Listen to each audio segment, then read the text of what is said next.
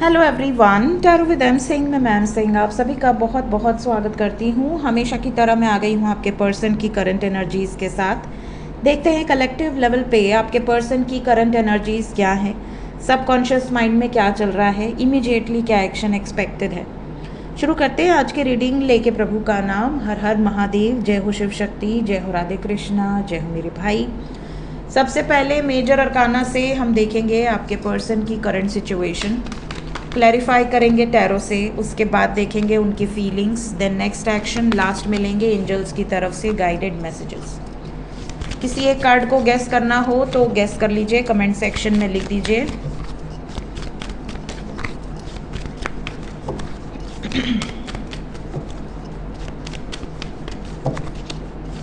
पांच card angels, current energy, the star, tower, the lovers,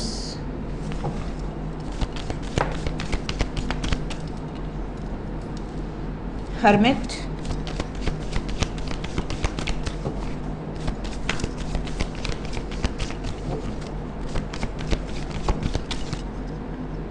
the world.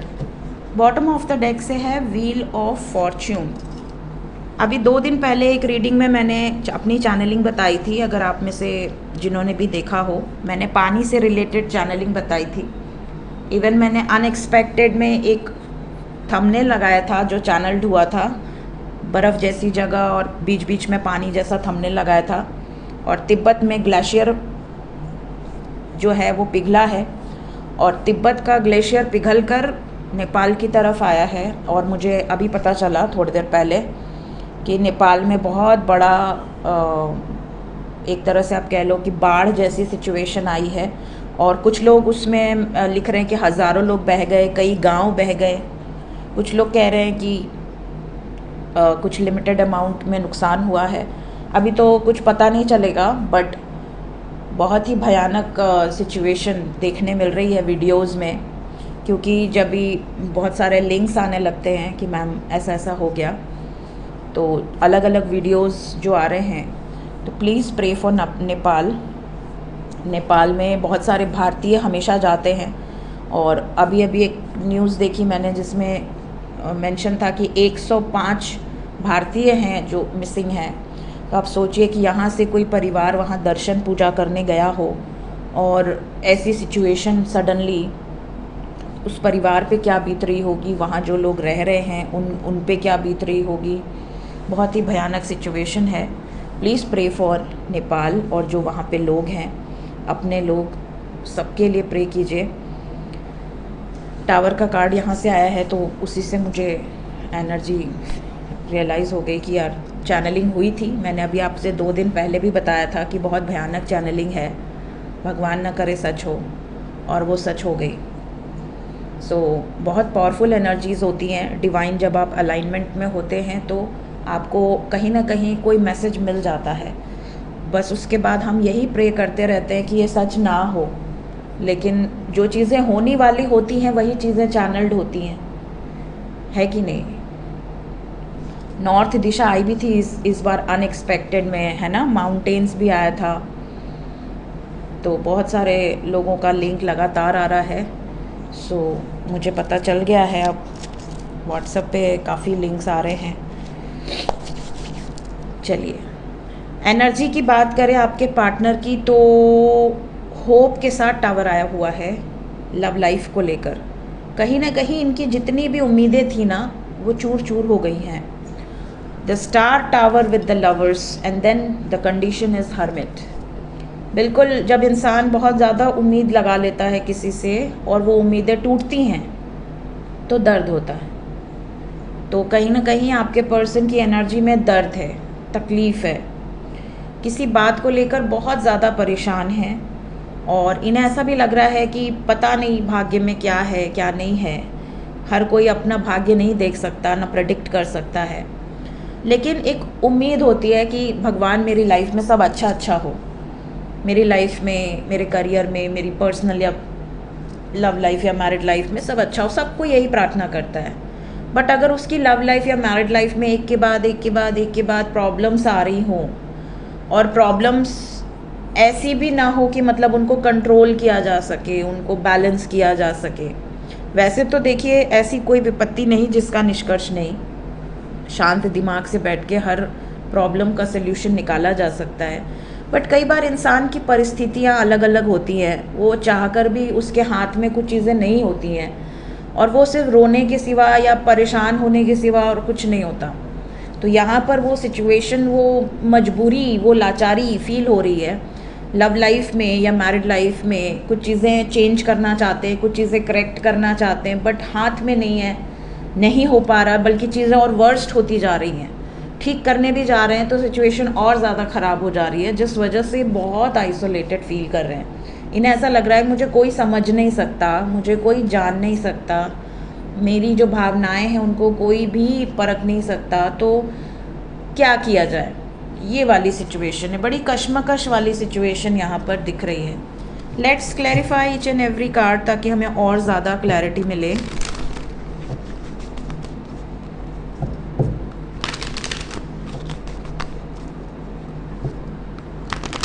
Clarify कर दी angels. सबसे पहले the star. हाँ देखो, द स्टार के बाद टावर है, और द स्टार को दूसरे डेक से 10 ऑफ स्वर्ड्स ने क्लैरिफाई किया। कोई इंसान की उम्मीदें चूर चूर हो जाए, कोई इंसान अपनी खुशियों को लेकर बहुत ज़्यादा प्रोटेक्टिव हो कि यार अब मेरी ज़िंदगी में अच्छा पल आएगा, सब कुछ अच्छा हो जाएगा, ये अच्छा होगा, वो अच्छा होगा, और चीज़ें मतलब बिल्कुल से ख़राब हो जाए। तो इंसान को लगता है कि यार अब ठीक कैसे होगा, कैसे ठीक करूँ मैं इसे, वो वाली एनर्जी है। Tower,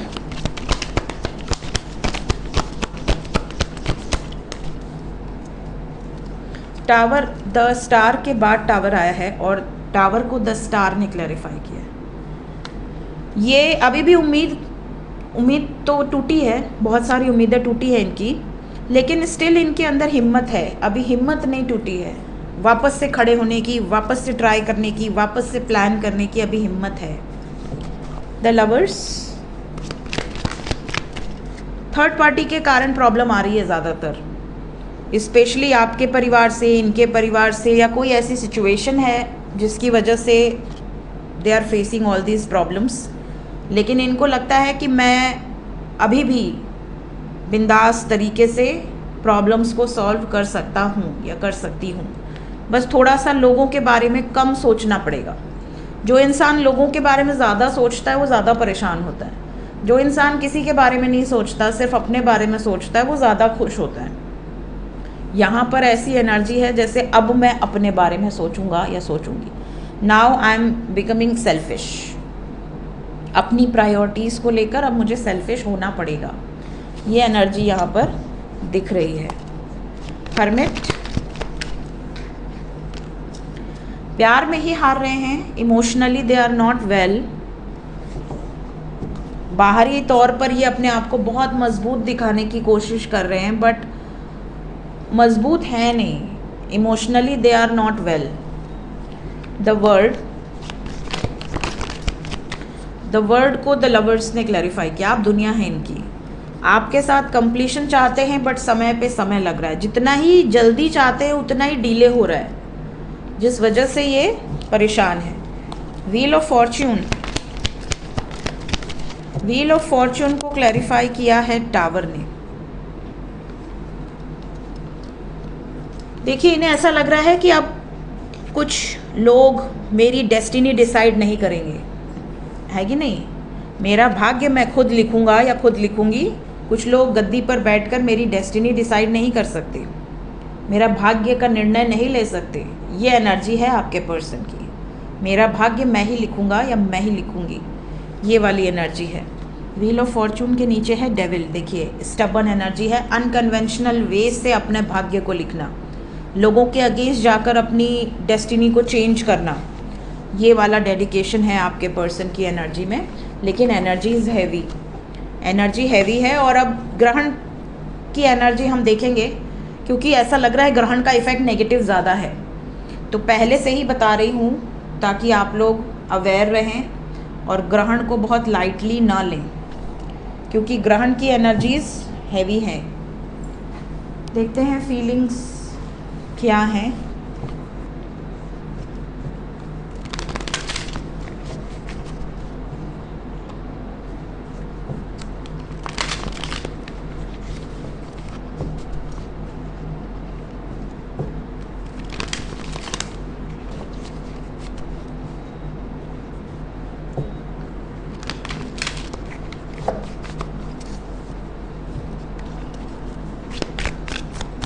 current feelings,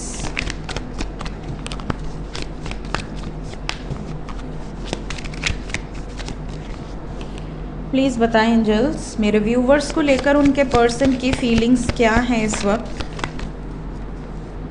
return claim कर लें इस एनर्जी को, वापस आना चाहते हैं आपके person. Chemistry with return, second chance, कुछ करेक्शंस करेंगे, कुछ अपने अंदर चेंजेस लेकर आएंगे और वापस आएंगे। ऐसा लग रहा है बहुत जल्दी है इन्हें वापस आने की। पहले भागने की जल्दी थी, अब वापस आने की जल्दी है।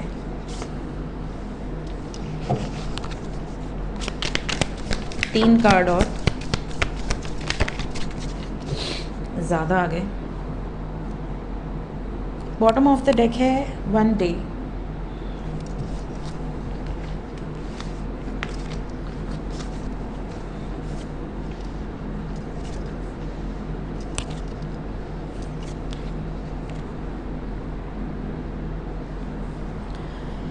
Shocking, elusive influence, exhaustion and sorrow, ghosting, running की एनर्जी, अबंडंट। देखिए कहीं ना कहीं रिटर्न की एनर्जी है, बट इसके पहले क्या क्या किया है इन्होंने आपके साथ। इन्होंने आपको दुख देकर छोड़ दिया, उसी दुख में जूझने के लिए। रो, तड़पो, परेशान रहो, पलट के नहीं देखा है, भाग गए आपको घोस्ट करके, छोड़कर चले गए हैं बीच रास्ते में। बहुत सारी उम्मीदें आपने लगा रखी थी अपने पर्सन से कि अब तो मुझे लाइफ पार्टनर मिल गई या मिल गया, अब तो जीवन भर साथ रहेगा, ठीक है। बहुत सारी उम्मीदें आपने लगाई अपने पार्टनर से, बट इन्होंने आपको लेफ्ट आउट फील करा दिया एक झटके में। आपको मतलब ऐसा भी सिचुएशन कई लोगों के साथ हुआ होगा कि आपके रिश्ते को दुनिया जानती होगी, बहुत सारे दोस्त जानते होंगे, बहुत सारे रिश्तेदार जान गए होंगे, या मे बी घर में आपने बता दिया हो, और उसके बाद इन्होंने आपको छोड़ दिया। मतलब कि कहीं मुंह दिखाने के लायक ही नहीं छोड़ा, कि मतलब लोग अब कहेंगे कि भैया क्या हुआ, तो आप क्या जवाब दोगे। आपको जितनी बार पूछा जाएगा उतनी बार आप अपनी ज़िंदगी से लड़ोगे, है कि नहीं। तो ऐसी सिचुएशन में इन्होंने आपको शॉकिंग तरीके से घोस्ट किया है। अब बाद में जब ये वापस आएंगे तब ये कहेंगे कि फलाने ने मुझे भड़काया था, या ढिकाने ने मुझे ऐसा बोला था, या मेरा दिल ऐसा सोच रहा था। 10 ये कहते ना, बहुत सारा रीज़न्स आपको एक्सक्यूज़ेस देंगे। मैं भी बहुत दुखी था, मैं भी बहुत परेशान था या थी, मैं भी बहुत एक्साइटेड नहीं रहा हूँ तुमसे दूर रह के। मनाने की कोशिश ज़रूर करेंगे, लेकिन कहीं ना कहीं दर्द बहुत ज़्यादा दिया है इन्होंने, उसका ये भरपाई तो नहीं कर पाएंगे। लेकिन आपका प्यार इतना ज़्यादा है इनसे, इतना सब होने के बावजूद, कि आप इनके आने भर से ही हील होने लगेंगे। जैसे आप चार्ज हो रहे हैं कि हाँ अब वो आ रहे हैं तो मैं ठीक हो जाऊंगी या ठीक हो जाऊंगा, जो कमी है वो फुलफिल हो जाएगी। बट कहीं ना कहीं आपके अंदर एक वो दर्द है कि कहीं फिर से ऐसा ना हो जाए। डर है, एक फियर है कि ये आ तो रहे हैं, वापस फिर से कभी ऐसा लाइफ में ना हो जैसा पास्ट में किया है इन्होंने आपके साथ। ये फीलिंग्स है आपके पर्सन की। लेट्स चेक एक्शन क्या एक्सपेक्टेड है इमीडिएटली। सबसे पहले जितने लोग नो कांटेक्ट में हैं,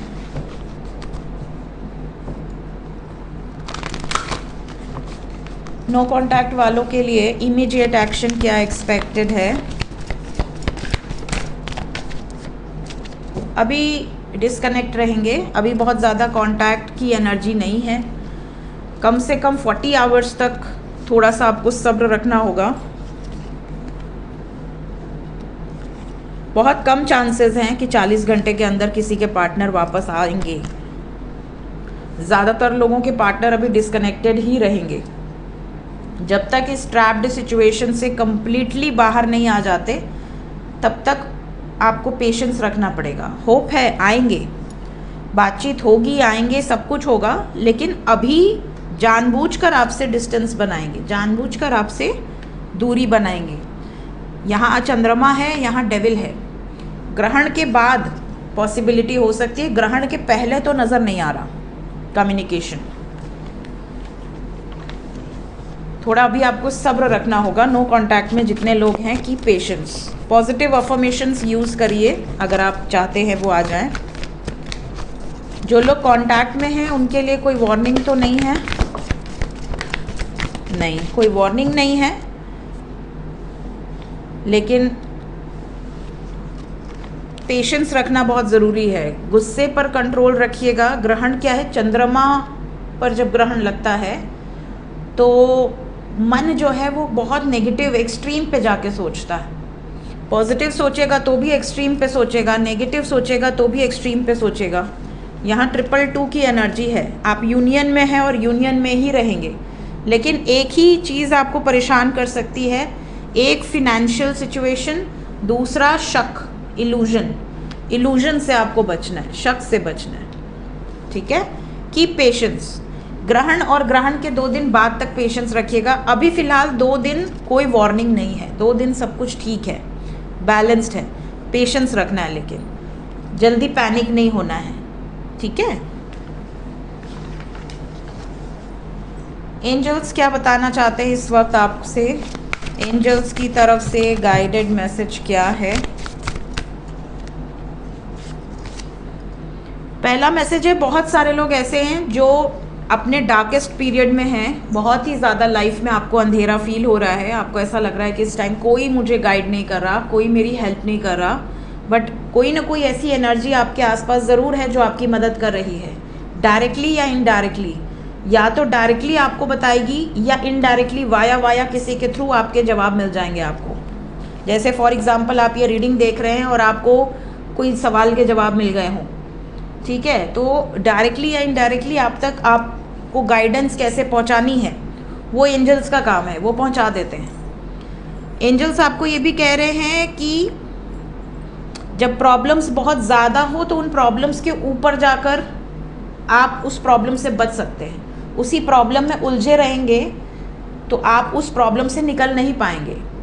तो प्रॉब्लम्स जैसे इतना हाई वाइब्रेशंस में रहिए कि वो प्रॉब्लम्स से आप इजीली सल्यूशन निकाल सकें, या उन प्रॉब्लम्स में बहुत ज़्यादा इन्वॉल्व ना हो। आपको पता हो कि यार आज प्रॉब्लम है, कल नहीं रहेगी। सिचुएशन को नॉर्मली हैंडल करेंगे, पेशेंटली हैंडल करेंगे, है ना, पैनिक नहीं हो जाएंगे उस सिचुएशन में उलझ के। एंजल्स आपको ये भी कह रहे हैं कि अगर आप दोराहे पे हैं तो अपने दिल की सुने, अपने अंतरात्मा की आवाज़ सुने, ठीक है। जिस भी सिचुएशन को लेकर आप दोराहे पे हैं, सिर्फ और सिर्फ अपने इंट्यूशन की सुने। आप जिस भी क्रॉस रोड में हैं वहाँ से आपको करेक्टली बाहर निकालने का काम आपके इंट्यूशन का है। आपके सबकॉन्शियस माइंड से क्या एनर्जी आपको रियलाइज़ हो रही है, उस एनर्जी को फील कीजिए। सो ये थी गाइज इस वक्त की एनर्जी रीडिंग। मिलते हैं नेक्स्ट रीडिंग में। Till then take care, bye bye.